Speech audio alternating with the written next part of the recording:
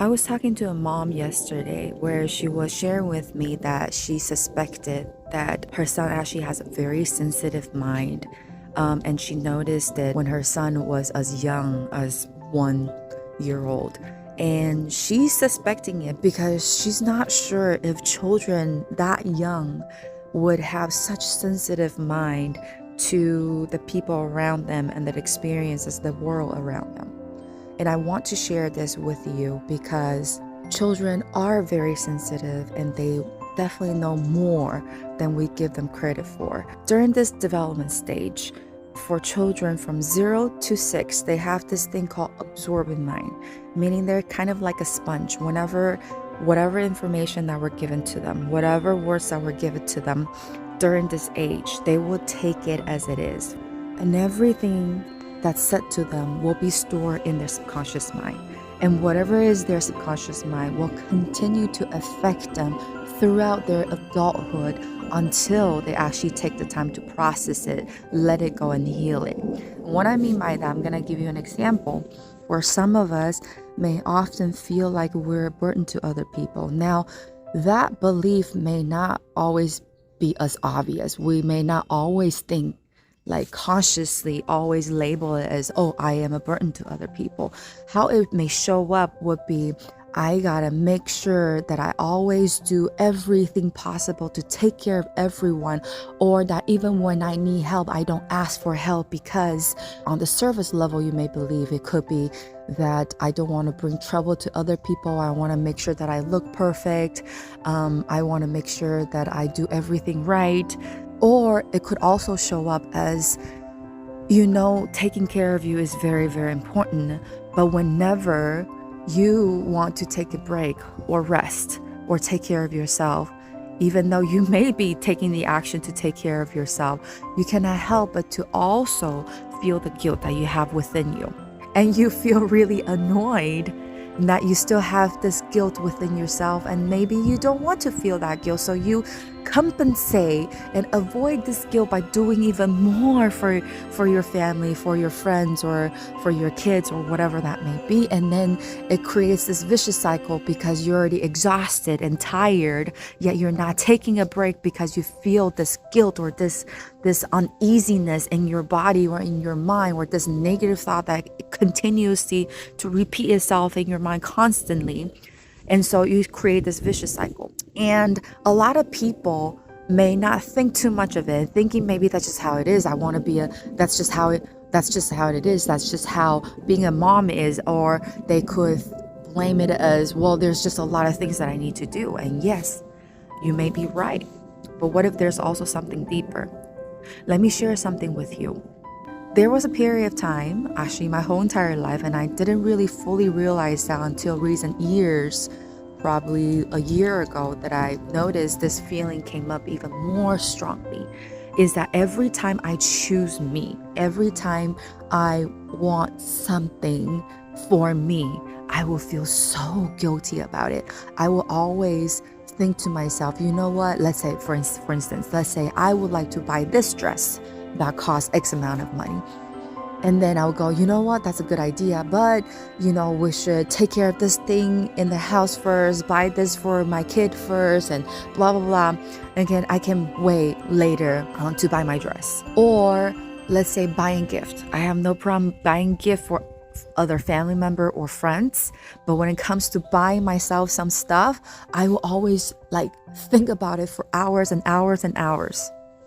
And it wasn't until I was working with one of my mentors, Brian Ridgway, that I've noticed this actually stemmed from an incident that on a conscious level, I had no idea that this incident had this kind of effect on me. Was that I don't remember how old I was. Maybe 5, maybe 6, maybe 7. I don't remember. I just remember I went to the mall with my mom. And I saw this stamp set that was so cute. And I just wanted the stamp set. We were in Taiwan back then. And I told mom, I said, Mommy, I want the stamp set. And then I still remember the price tag. It was about $99 in Taiwanese money. So it's probably about, I don't know, now it's like $3 US. But as I was going through this memory, guided by my mentor, by Brian Ridgway, he asked me, "What did you like to tell mommy?" And I said, "I just wanted this stamp." And he asked, "Well, what did mom say?" And I said, I started crying out of nowhere. I said, "Mom didn't say anything, but I felt everything. I felt she wanted to buy that stamp for me, but she couldn't because we didn't have money." And I didn't even realize this until this session that I had, that I realized as a child, I picked it up energetically, emotionally. I saw in my mom's face. She didn't have to say anything. She just had the look where she felt uneasy. She felt sad. She felt sorry. She felt like she wanted to give me what I wanted, but she couldn't. And as a child, I picked that up. And I picked it up immediately as a subconscious belief. Oh, when I ask for what I want, I will make other people sad. And as a child, because that feeling didn't feel good, unconsciously I started to build up the story and that experience and the belief and the emotion that when I ask and choose what I want, I would bring other people sadness, or make other people feel like a burden. So never ever do that again.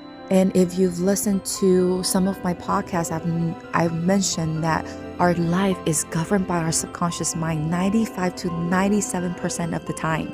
And this is stored in the subconscious mind. So imagine everything we say to our kids and things that we don't even say to them, but they pick it up as their truth. Children don't naturally blame their parents for the things that they say. They automatically take it personally and think it's their fault. That's what children automatically do. We did that as kids too. We just don't remember it. And it just shows up in our day-to-day life now when as a guilt, a shame that we're not even fully aware. We don't label it that way. We just know it doesn't feel good. We're going to do things to compensate that. For instance, being busy, being a mom, there's always a mom guilt. We don't want to feel that. So let's do more of that. And we don't give ourselves a break. That's how it shows up. On a very deep level, it stems from something. You know, for a long time before I had kids, I had always had this belief, this thinking that having children means parenting them, taking care of them.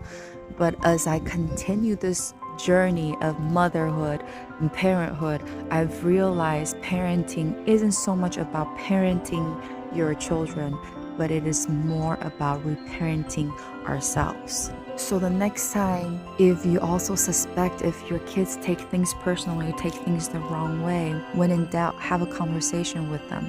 Ask how they feel. What are they thinking? What did they feel when you said certain things, when that things happened? Have a conversation to understand them and see their perspective of how they took the things that they did, and spend some time to help them realize, no, mommy didn't mean it like that. Daddy didn't mean it like that. And I'm so sorry that's how you feel. And take the time to hold them, to help them feel loved, to help them understand that wasn't about them, because there are a lot of times that you would think this has nothing to do with them, and I didn't mean it like that. How come they don't understand? When that triggers come, it's okay. They don't understand. From the age to 0 to 6, they don't understand. Their brain is not developed to have those kind of filter to understand and process what does it really mean coming from daddy and mommy. They take things as the way it is. So do take the time to help them understand. If you make a mistake, if you accidentally yell at them, or you were just having the worst day of your life where you're just not feeling like yourself, and maybe you just have the wrong kind of tone, it is okay. Things happen. Have a conversation with them. Sit down with them. Apologize. Communicate through. Process through it. And then come back to yourself and do the same with you. You have those triggers. You have those anger. You have those guilt, or you have those sadness for a reason. Help yourself understand where they're coming from. How did you feel?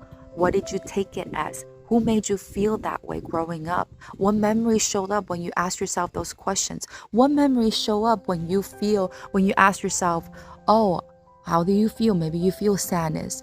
What does it remind you of? Oh, maybe it reminds you of a time when mommy said this, when mommy didn't say anything, when you expected her to say something. All of that have an effect. This is a journey of healing, and the journey of healing is to go back and understand those moments where you may have created a story that was completely false, had nothing to do with you, but everything to do with your parents' own triggering and baggage they were never able to process.